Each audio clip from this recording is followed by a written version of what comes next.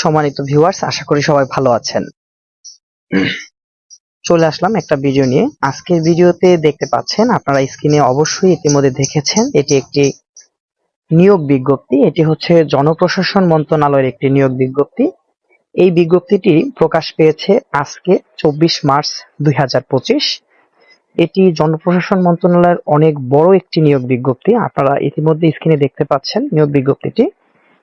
এই নিয়োগ বিজ্ঞপ্তিটি আজকে প্রকাশ হলেও এর আবেদন শুরু হবে আগামী মাসের 15 তারিখে। আগামী এপ্রিল মাসের 15 তারিখে এর আবেদন শুরু হবে এবং মে মাসের 14 তারিখ পর্যন্ত এই আবেদনটি চলবে। তো চলুন দেখি এখানে কি কি পদ রয়েছে, এই পোস্টের জন্য কি ধরনের যোগ্যতার প্রয়োজন, পুরো বিষয়টি এবং আবেদন করার জন্য আপনারা কোন লিঙ্কে গিয়ে কিভাবে আবেদন করবেন, বিস্তারিত নিয়ে থাকছি আমি আজকের এই ভিডিওতে।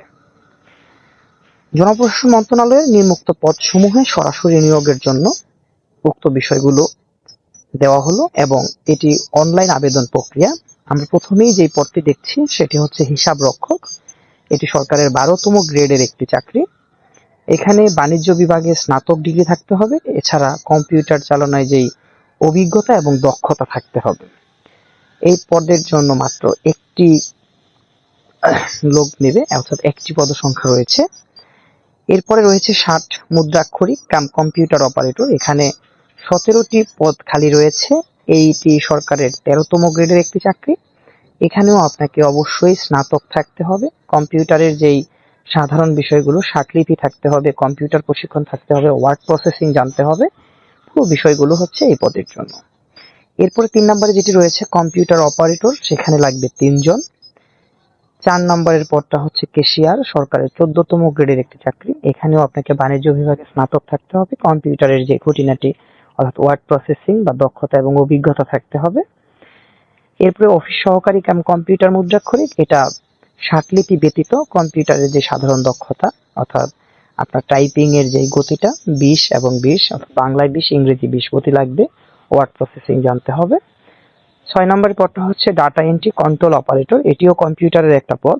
এখানে আপনাকে এটি সরকারের 16তম গ্রেডের একটি চাকরি। এখানে উচ্চ মাধ্যমিক সার্টিফিকেটে আবেদন করা যাবে, তবে কম্পিউটারের দক্ষতা এবং টাইপিং দক্ষতা থাকতে হবে।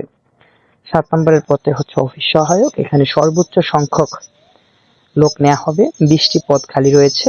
এটা সরকারের 20তম গ্রেডের একটি চাকরি। এখানে মাধ্যমিক স্কুল সার্টিফিকেট, যেটাকে আমরা এসএসসি বলি, এইখানেই আবেদন করতে পারবে। এসএসসি পাস যে কেউ বাংলাদেশের নাগরিক হলে তারা এই পদের জন্য আবেদন করতে পারবে। আর এই পদে আবেদন করার জন্য যে লিঙ্কে গিয়ে আবেদন করতে হবে http://mopa.teletalk.com.pd। এই ওয়েবসাইটটি আপনারা ইতিমধ্যে দেখতে পাচ্ছেন স্ক্রিনে, এই যে mopa.teletalk.com.pd, এই সাইটে গিয়ে আপনারা আবেদন করতে পারবেন। এছাড়া এখানে আবেদন করার জন্য আপনাকে 1/3/2025 তারিখে বয়সসীমা 18 থেকে 32 বছর হতে হবে। বিভাগীয় প্রার্থীদের ক্ষেত্রে বয়সসীমা 40 বছর পর্যন্ত শিথিলযোগ্য, বিষয়টি উল্লেখ করা রয়েছে।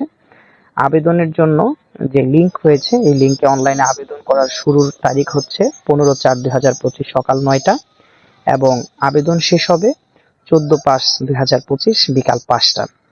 এছাড়া বাকি বিষয়গুলো, ছবি এবং সিগনেচারের যে ব্যাপারটা অন্যান্য সরকারি চাকরিতে যেমন লাগে, ছবি 300/300, সিগনেচার 300/80, ওইভাবেই লাগবে এবং ওইভাবেই আবেদন করা যাবে। তো ভিডিওটা আর লম্বা করতে চাই না। যারা যারা আবেদন করতে চান তারা বিজ্ঞপ্তিটি অবশ্যই সংগ্রহ করে রাখবেন এবং সময় মতো আবেদন করে ফেলবেন। ধন্যবাদ সবাইকে।